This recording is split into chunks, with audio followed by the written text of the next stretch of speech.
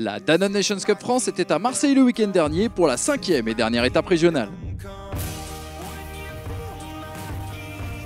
C'est au stade Vélodrome, sous l'égide de la Champions Cup, que près de 150 joueurs U11 étaient réunis pour 2 places en finale nationale le lendemain à Marseille. Cette 5e édition de la Champions Cup, étape spéciale donc dans cette Danone Nations Cup France, réunissait les meilleures équipes du sud de l'Hexagone. Focus tout de suite sur l'AS Monaco, un des favoris opposé en quart de finale à Toulon. Regardez-les Toulon, regardez-les. Hein?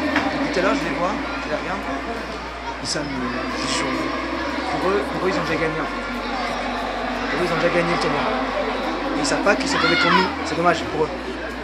Dommage pour eux, ils sont tombés contre nous. La causerie de l'éducateur monégasque passée, les deux équipes qui se sont distinguées le matin dans leurs poules respectives pénètrent sur la pelouse du Vélodrome. Le rêve de ces jeunes sudistes est en marche. Devant près de 2000 spectateurs, Monaco met le pied sur le ballon, mais doit se confronter au potentiel technique et individuel des Toulonnais.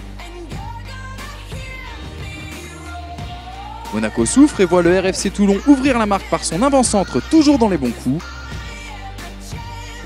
À la mi-temps, les Monégasques menés tentent de dédramatiser. On a pris un but, voilà, on s'en fout. C'est pas fini, d'accord, vous avez 7 minutes.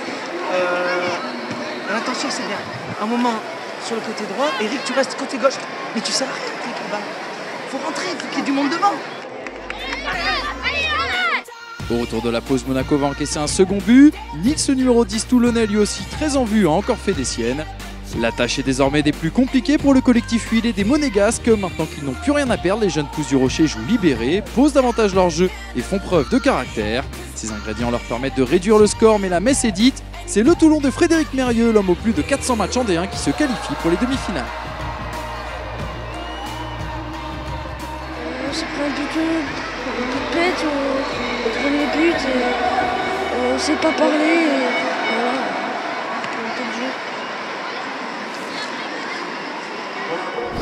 Le désespoir des Monégasques n'y changera rien. Le RFC Toulon retrouve le Martigues FC en demi-finale et pourra à nouveau compter sur sa paire 9 et 10 qui semble se trouver les yeux fermés sur cette pelouse du Vélodrome. À Hull 2, il passe en revue la défense des Martégots. 1-0, on se demande ce qui pourra arrêter Toulon. Dans ce match, le meneur de jeu Nils va faire vivre un véritable cauchemar à Martigues. Caviar dans la course pour son avant-centre, dribble déroutant et changement d'appui. Rien de mieux pour désorienter la défense en face. Heureusement, Martigues s'appuie sur son gardien en dernier rempart. Et c'est très logiquement que Toulon s'impose 1-0 et se qualifie du même coup pour la finale de cette Champions Cup. Et après la haie d'honneur, les Bleus nous gratifient d'un joli cri de guerre. Rien à voir avec le rugby et le célèbre Pilou Pilou.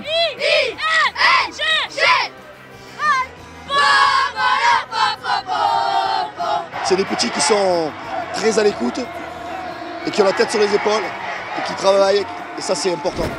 Mais dans le sud, il n'y a pas que Toulon. Dans l'autre demi-finale, le RC Grasse affronte le SPC Herbel. Ce sont les Noirs de la banlieue nord de Marseille qui obtiennent un pénalty sur une main du défenseur grassois. Et si ce dernier reste incrédule, le pénalty ne fait aucun doute. Son vis-à-vis, lui, ne laisse aucune chance au gardien. 1-0, Grasse doit relever la tête et s'appuie sur certaines individualités pour tenter le tout pour le tout. Le bloc joue désormais très haut pour une attaque-défense des plus stressantes. Herbel casse le jeu et sur cette dernière occasion, le coup franc ne donnera rien. Le SPC Herbel l'emporte sur la plus petite des marges et retrouvera Toulon en finale. On a gagné, on est en finale. Et ouais, on est en finale. On est en finale. On est des boss.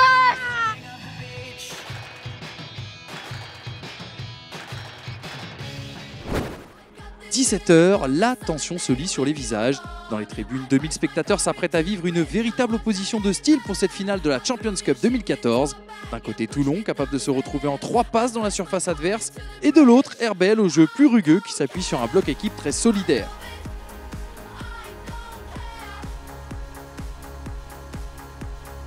Le niveau est relevé et c'est sur coup franc que Toulon ouvre la marque. La frappe est limpide, ne laisse aucune chance au gardien d'Herbel masqué sur l'action.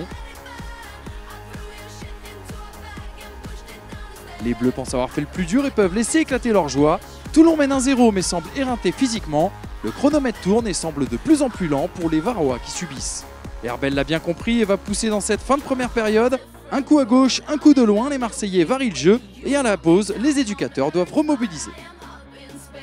On compte que sur nous, d'accord? Rentrez sur le terrain égalisé. Vous vous rendez compte? 7 minutes dans une vie. Regardez où vous êtes. Après les discours, place au jeu, Herbel revient fort dans le match. Les jeunes de la banlieue nord monopolisent le ballon et usent les Toulonnais.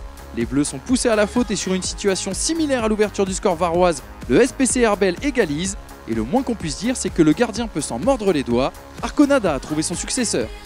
Le capitaine d'Herbel redonne espoir aux siens et son égalisation dans les dernières secondes leur permet d'arracher les tirs au but. C'est un véritable coup de massue pour Toulon. Le Vélodrome, tout acquis à la cause d'Herbel, lui jubile.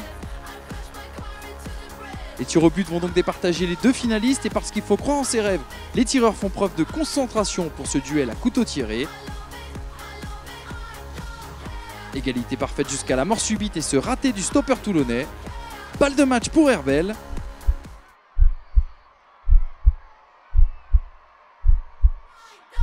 Et il fallait du cœur pour donner la victoire aux siens. Herbel remporte cette 5e étape de la Danone Nations Cup France. On retrouvera ces deux équipes pour la finale nationale au Vélodrome. Les Toulonnais sont déçus mais ils auront l'occasion, tout comme Herbel, de jouer le coup à fond pour espérer partir au Brésil à l'automne prochain. Rendez-vous la semaine prochaine pour connaître le grand vainqueur de la Danone Cup 2014.